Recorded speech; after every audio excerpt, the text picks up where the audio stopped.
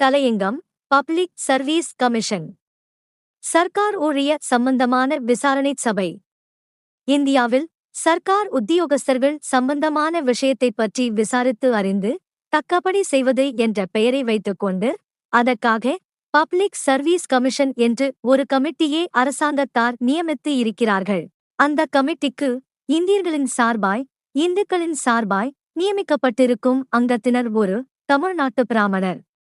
இந்தியாவிலிருக்கும் 33 கோடி ஜனங்களில் 3/4 கோடி ஜனங்கள் கொண்ட வகுப்பார்களான ஒரு சிறு சமூகமான பிராமண கோஷ்டியிலிருந்து ஒருவரை பொறுக்கி எடுத்திருக்கிறார்கள். இவர் இந்தியாவிலுள்ள மனிதவர்க்கத்திற்கே உயர்ந்த ஜாதியார் என்று சொல்லிக் கொள்ளும் ஜாதியைச் சேர்ந்தவர். அதிலும் ஐயங்கார் ஜாதியைச் சேர்ந்தவர். இந்தியர்களின் சர்க்கார் உத்தியோக சம்பந்தமான விஷயங்கள் இப்போது இவர் கையில்தான் அடங்கியிருக்கிறது. இனி இந்தியர்களின் தலையெழுத்தையும் ஜாதகத்தையும் கணிப்பவர் இந்த பிராமணர்தான். சர்க்காராரும் எந்த ஆசாமியை பிடித்தால் தங்கள் சொல்படி ஆடுவாரோ, தாங்கள் எழுதி வைத்ததில் கையெழுத்து போடுவாரோ அந்த ஆசாமிகளை பார்த்துதான் நியமிப்பார்கள். இந்த பிராமணரே இதே சர்க்கார் உத்தியோகத்தில் 250 ரூபாய் சம்பளத்திலிருந்து சர்க்காரின் தாளத்திற்கு தகுந்தபடி ஆடி சர்க்காரின் நம்பிக்கை பெற்று பட்டம் பெற்று இப்போது 3500 ரூபாய் சம்பளத்துடன் இந்த பொறுப்புள்ள உத்தியோகத்திற்கு வந்திருக்கிறார். சர்க்காராரும் பொறுப்புள்ள உத்தியோகங்கள் எதானாலும் இந்தியர்களுக்கு கொடுப்பதாயிருந்தால் அவைகளை பிராமணர்களுக்கேதான் கொடுத்து வருகிறார்கள். சர்க்காராருக்கு எப்பொழுதும் பிராமணரல்லாதாரிடம் நம்பிக்கையே கிடையாது. சர்க்காரார் இந்தியர்கள் தலையில் கை வைக்க உத்தேசித்து ஏதாவது ஒரு காரியம் செய்ய வேண்டும் என்றால் அவைகளுக்கு பிராமணர்களைத்தான் நம்புவார்கள். உதாரணமாக மக்களை மிருகங்களிலும் கேவலமாய் அடக்கி ஆளுவதற்கென்று ரவுலட் ஆக்ட் ஏற்படுத்த நியமித்த ரவுலட் கமிட்டிக்கு இந்தியர்கள் சார்பாய் ஒரு பிராமணரைத்தான் நியமித்தார்கள். மகாகணம் சாஸ்திரியார். இந்தியர்களுக்கு அவர்களின் ஜீவனத்திற்கு மாதம் என்ன செலவு பிடிக்கும் என்று தெரிந்து கொள்ளுவதற்கு ஐயங்கார் பிராமணர் அபிப்பிராயத்தைத்தான் எடுத்துக்கொண்டார்கள். அதாவது இந்து பத்திரிகையின் ஆசிரியராய் இருந்த ஸ்ரீமான் கஸ்தூரி ரெங்க ஐயங்காரின் தமையனாரும் இப்போது இந்து பத்திரிகைக்கு ஆசிரியராய் இருக்கும் ஸ்ரீமான் எஸ் ரெங்கசாமி ஐயங்காருக்கு தகப்பனாருமான ஸ்ரீமான் எஸ் சீனிவாச ஐயங்கார் என்கிற ஐயங்கார்தான் யோசனை சொன்னார். என்ன யோசனை? ஒரு இந்துவின் ஜீவனத்திற்கு மாதம் ஒன்றுக்கு ரூபாய் 2.5 இருந்தால் போதுமென்று சொன்னார். இன்னமும் இப்படியே நமது தலையில் கையை வைக்க நியமித்த ஒவ்வொரு கமிஷனுக்கும் பிராமணர்களைத்தான் பிடிக்கிற வழக்கம். அது மாத்திரமல்ல, ஒத்துழையாமையை ஒடுக்க சட்டமறுப்பு கமிட்டி என்றொரு கமிட்டி ஏற்பட்டது. அதிலும் சென்னை மாகாணச் சார்பாய் 2 ஐயங்கார் பிராமணர்கள்தான் நியமிக்கப்பட்டார்கள். மகாத்மா காந்தியை ஜெயிலுக்கு அனுப்ப வேண்டும் என்கிற அவசியம் நமது சர்க்காருக்கு வந்தபோது அதற்காகவும் மகாகணம் வி சீனிவாச சாஸ்திரியார் என்கிற ஒரு பிராமணரை கொண்டு அபிப்பிராயம் சொல்லச் செய்து மகாத்மாவை ஜெயிலுக்கு அனுப்பினார்கள். இது மாத்திரமல்ல, இந்து மத புராண காலங்களிலேயே ஏதாவது புரட்டுக்கோ வஞ்சகத்திற்கோ கொடுமைக்கோ கொலைக்கோ ஒருவர் அவசியமிருந்தால் அதற்கும் பிராமணர்களாகவே இருந்திருப்பதாகவும் கடவுளே மனிதராய் வந்து மேற்படி காரியங்களை செய்ய வேண்டியிருந்தாலும் பிராமண அவதாரங்களையே எடுத்திருப்பதாகவும் சொல்லப்படுகிறது. அப்படி இருக்க இப்போது மாத்திரம் அது எப்படி பொய்த்து போகும்?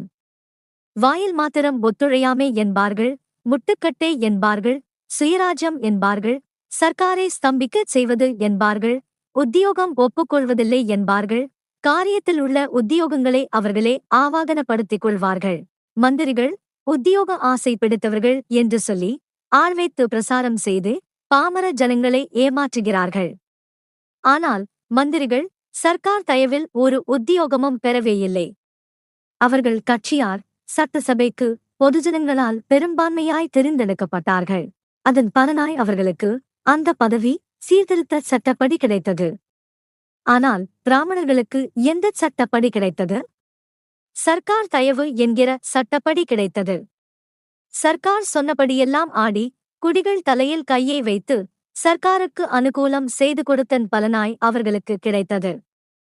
இது சமயம் உயர்ந்த உத்தியோகமெல்லாம் யாரிடம் இருக்கிறது? வெள்ளைக்காரர்களுக்கு அடுத்தாற்போல் பிராமணர்களிடம்தான் இருக்கிறது. பொறுப்புள்ள உத்தியோகமெல்லாம் பெரும்பான்மையாய் அனுபவித்து வருகிறார்கள்.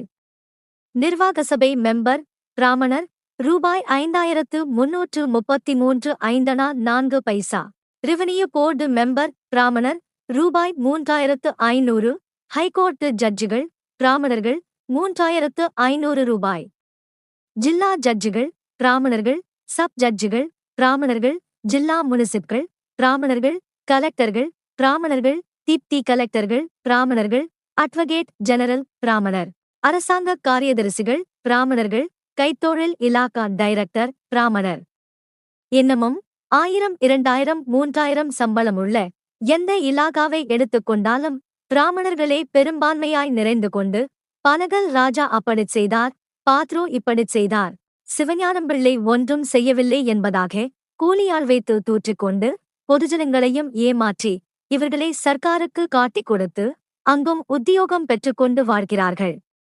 இதை அறியாமல் சில பிராமணரல்லாதார் இந்த பிராமணர்கள் தின்று கழித்த எச்சிலையே தங்களுக்கு போடமாட்டார்களா என்று அவர்கள் பின்னால் சுற்றிக் கொண்டிருக்கிறார்கள். இப்படியே நடந்து கொண்டிருந்தால் பிராமணரல்லாதார் கதிதான் என்னாவது? இதை ஒருவரும் கவனிப்பாரில்லையே.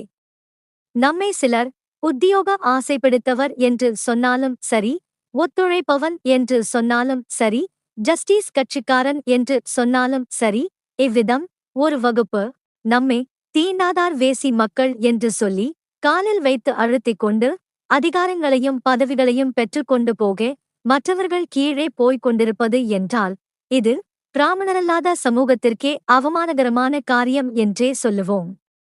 அதிலும் நமது சர்க்காருக்கும் பிராமணரல்லாதார் என்றால் மிகவும் அலட்சியமாய் மதிக்கும்படி ஆகிவிட்டது. இதற்கு பிராமணரல்லாதாரிலேயே பிராமணர்களுடன் சுற்றித் திரியும் சில சமூக துரோகிகள் காரணமாயிருந்தாலும் பிராமணரல்லாதாருக்குள்ளும் சில கட்டுப்பாடுகளும் ஒற்றுமையும் தேவையிருக்கிறது. கடுகளவு தியாக புத்தியோடு பிராமணரல்லாதார் கலந்து வேலை செய்வார்களானால் இந்த சர்க்காரை ஆட்டி வைக்கலாம். ஆனாலும் நமது பிராமணர்கள் அதற்கு இடம் கொடுக்க மாட்டார்கள். என்றாலும் இது முடியாத காரியமல்ல. நமது பாமர ஜனங்களுக்கு நாம் செய்ய வேண்டிய பிரசாரம் எவ்வளவோ பாக்கியிருக்கிறது. பிராமணரல்லாதார்களுக்கு இனி ஒவ்வொரு வினாடியும் மிகுந்த விலை உயர்ந்ததாகும்.